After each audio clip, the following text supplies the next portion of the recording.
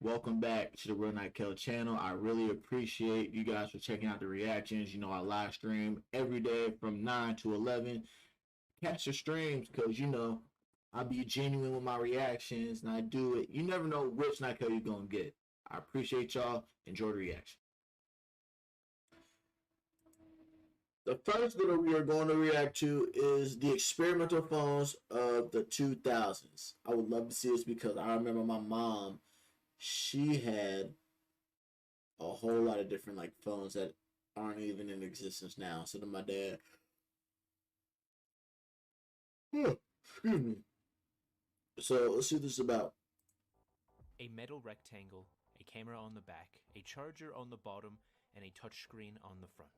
This is what your phone looks like. I'm not even gonna say probably or most likely because that's just not true. Your phone is some variation of these four things, and it has been for a long time, ever since a crisp Tuesday morning of 2007, when I was pouring a bowl of Cheerios and Steve Jobs was unveiling the very Let me pretend to have motherfucking marshmallows in there. In which the majority of the population interacts with the internet. And ever since then, some form of this has been in our pockets ever since. And it gets the job done. I can call people, I can text people, I can play video games about a duck crossing the road. I'm very good at crossing road. I can tap on anything I could ever want. So what's the problem? I don't know. What's the problem with some of those Cheerios that I poured in 2007? Oh shit! It was the Cheerios. I deadass thought that was fucking Lucky Charms. I'm so retarded. I thought that was fucking Lucky Charms. I didn't saw the General Mills and automatically assumed. I just looked at the white little pieces and shit like that. On the floor and that I kicked under the fridge. Don't show your feet. Cheerios underneath there actually share something in common with phones today. They're both stale. Don't get me wrong.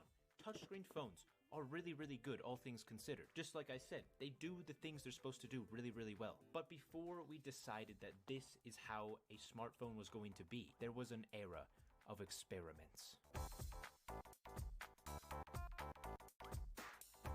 Ozzy Osbourne. Jared.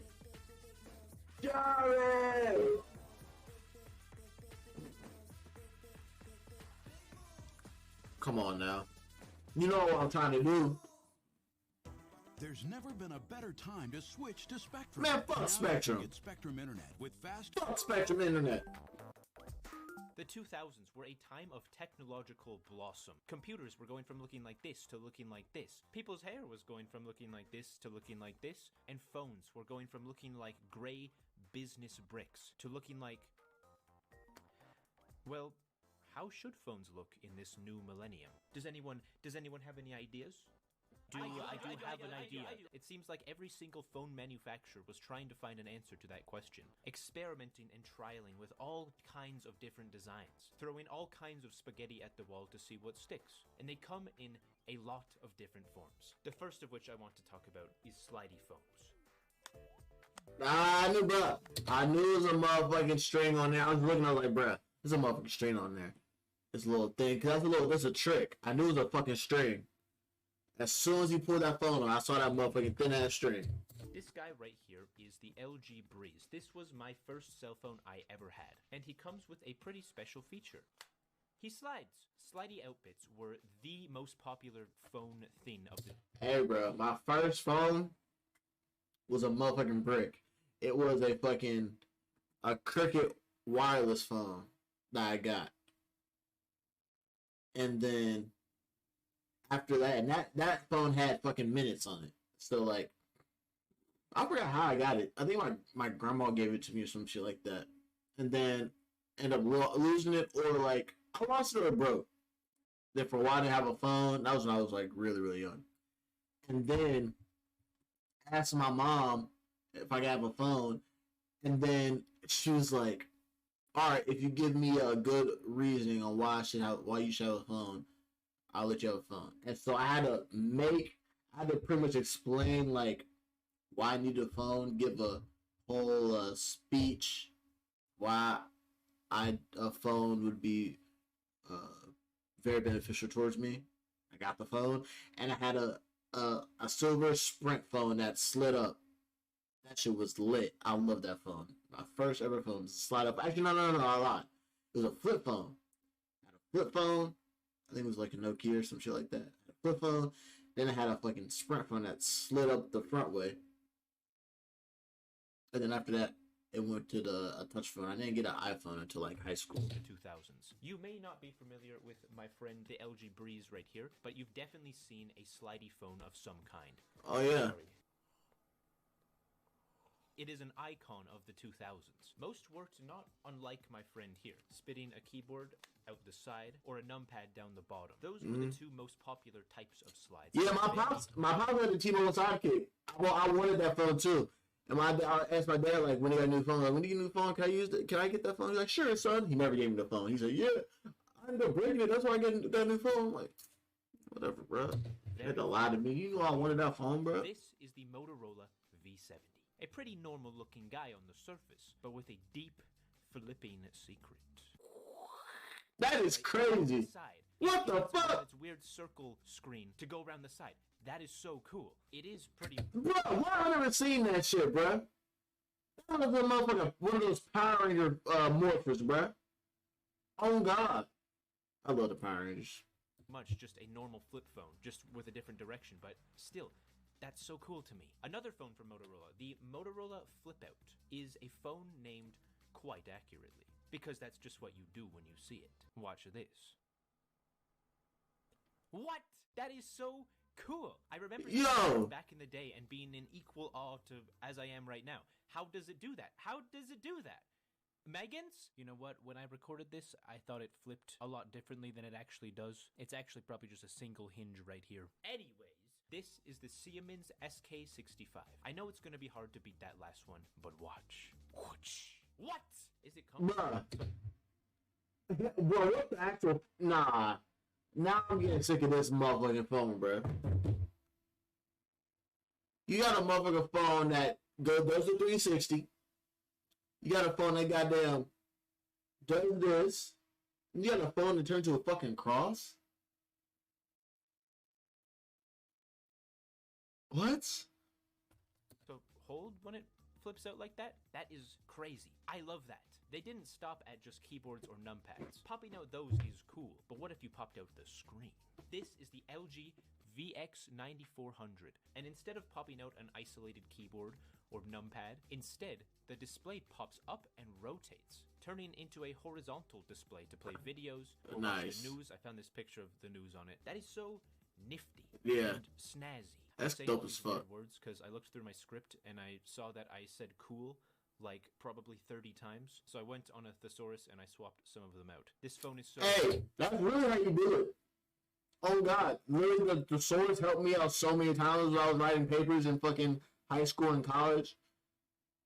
Like, you know those filler words and shit? Or just like, you had to change a phrase, or you got to, you try to make it more juicy, you try to sound like more smart and shit like that. I used to always use that. I used the source my best friend in the dictionary because I had to make sure that how I used when I changed the word, when I used it, it was like under the right pretenses and the right definition that I needed. Yeah. Modest. He knows what's up. In vogue? It really is though. Like, this is so creative and just cool. Shit.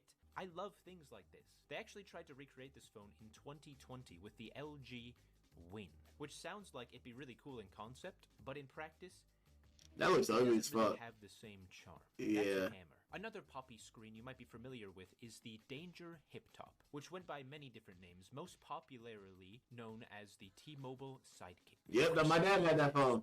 This is the phone from Zoe. Oh God, I bet they said, I said, I want that shit. From Zoe 101 used. That's where I saw it. I watched Zoe 101. Her brother was named Dustin, and my real name is Justin, and it made me mad.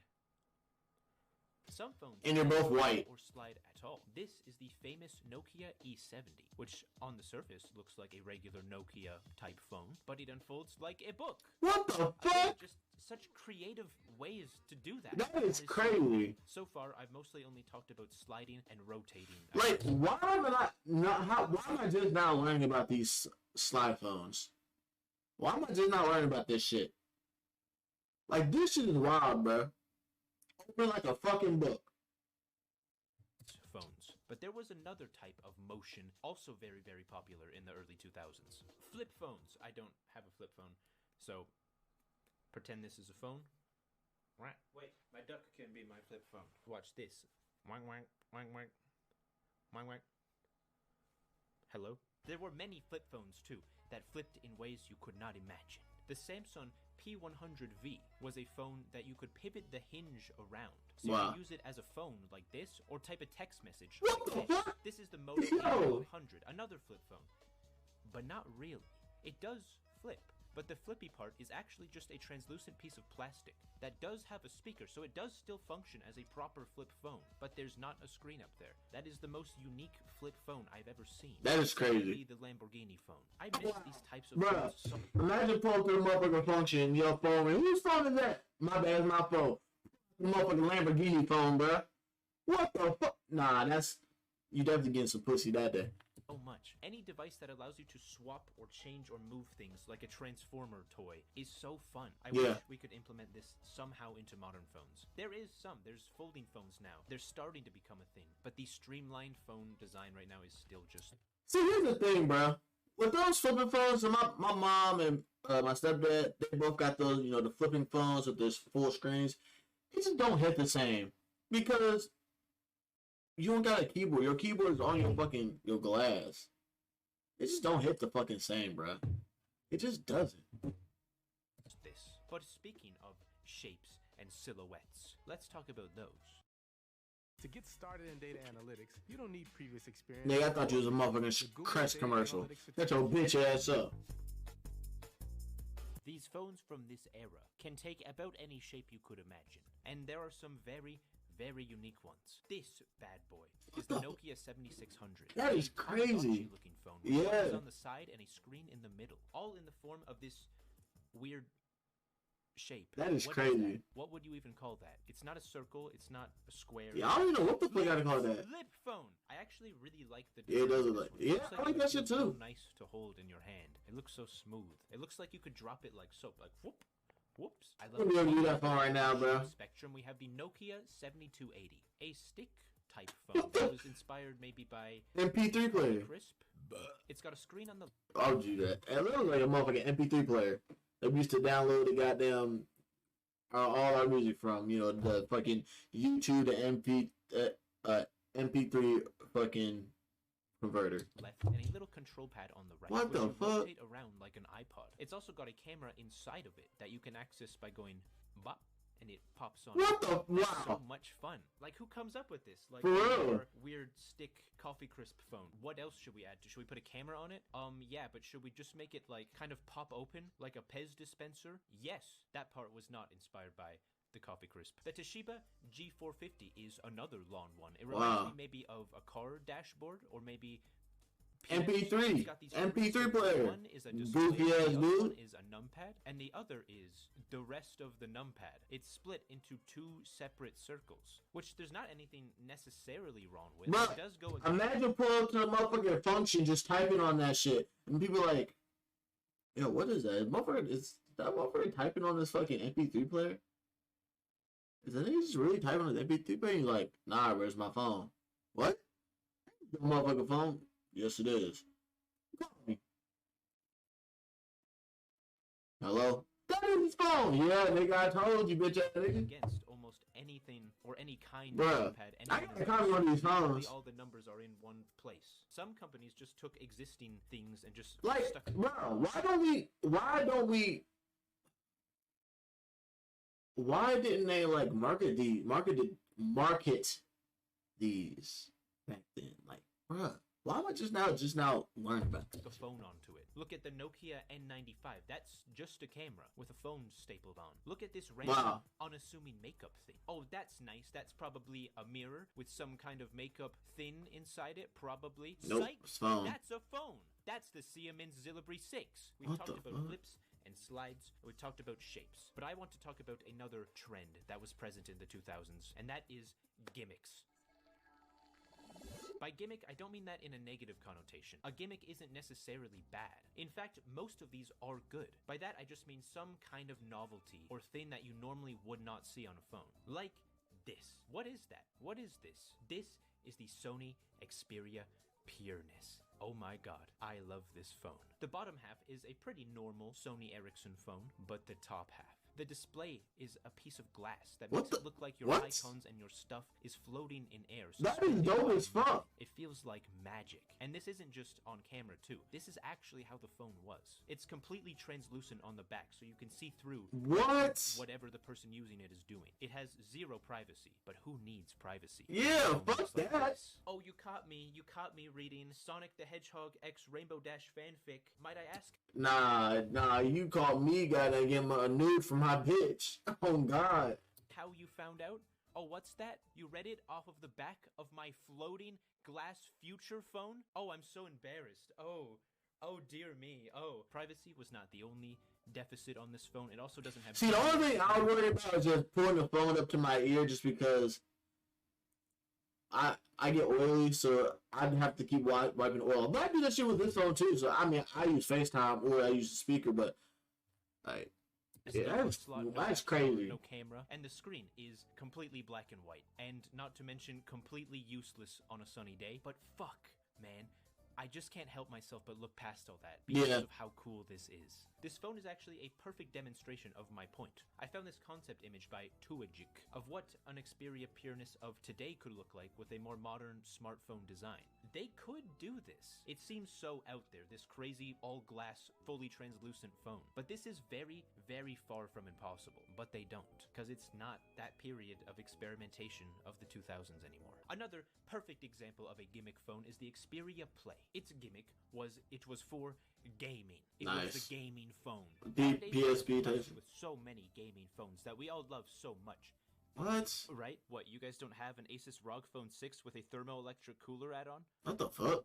No. Oh, we have many gaming phones these days, but back then, these didn't really... I didn't know they made phones for gaming. That's so gay. It's a regular 2012 phone, but it has a slide-out keyboard that is... Of course it's by Sony. ...at all. Instead, it is a rough PlayStation gamepad, which is a neat concept. I remember really, really wanting one of these things back in the day, because it's so cool, and also because this phone, for a time, was the only way you could play Minecraft on mobile. Wow.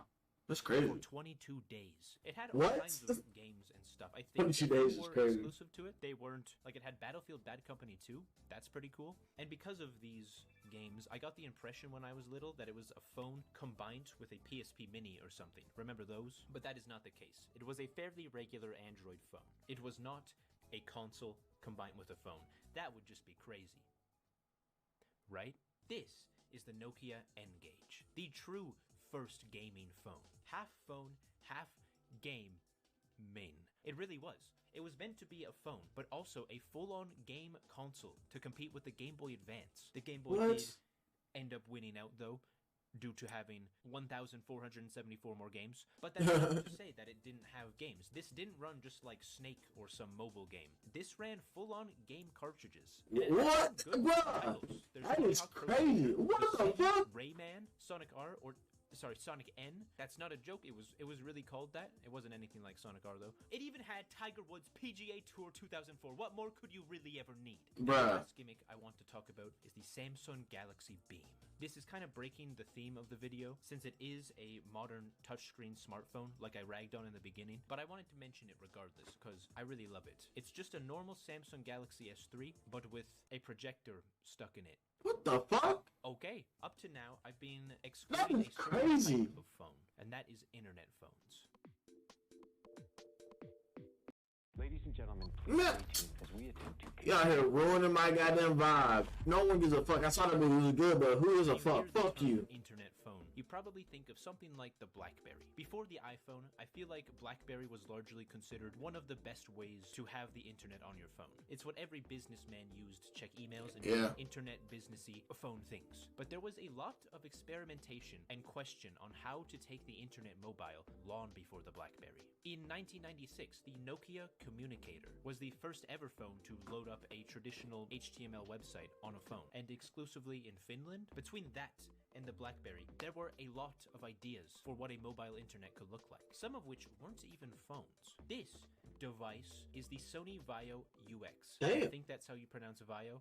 No one's ever told me otherwise. This is one of the most interesting devices I've ever seen. I love it. It looks a little bit like a debit machine, but I Yeah, assure that's you crazy. it's not. This is from an era before internet on phones was a widespread thing, but for people who still wanted a portable computer experience. It's not very much a cell phone, and it's not very much a laptop. It's somewhere in between. It has a full screen display that pops up to reveal a full QWERTY keyboard. Wow. It's got a little mouse nub and a bunch of different buttons for things. It runs full desktop Windows XP, which seems That is awful, crazy. to say the least. Yeah. To use on a device this small. You can either use the mouse nubs for control, or it's also a stylus-based touchscreen. I love this thing. I was going to say that I would love to have a modern version of this, but I don't know if I would. It looks like it would be extremely awkward to do almost anything on here, except maybe check the internet or draw a picture, which my current phone does just fine. It would be really nice to have this full Windows desktop experience on the go, but I really don't think I would use it for much more than I already use my phone right now for.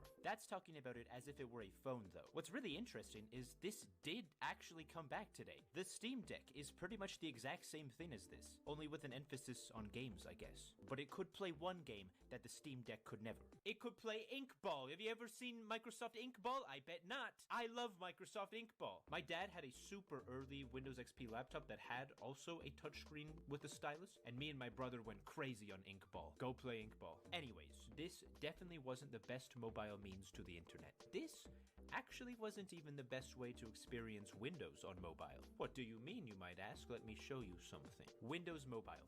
When you hear that phrase, you most likely think of this, live tiles and the mess that was Windows 8. But a lot of people don't know that this was not the only version of Windows Mobile to ever exist. Far from it. Mobile versions of Windows date back as far as the year 2000. Back then, it was called Windows Pocket PC, and it ran on small phone-esque devices. Look at these things. It was later renamed to Windows Mobile and used all the way through XP, Vista, and even Windows 7, before obviously being discontinued in favor of the new live tile Windows 8 extravaganza that everybody loved so much.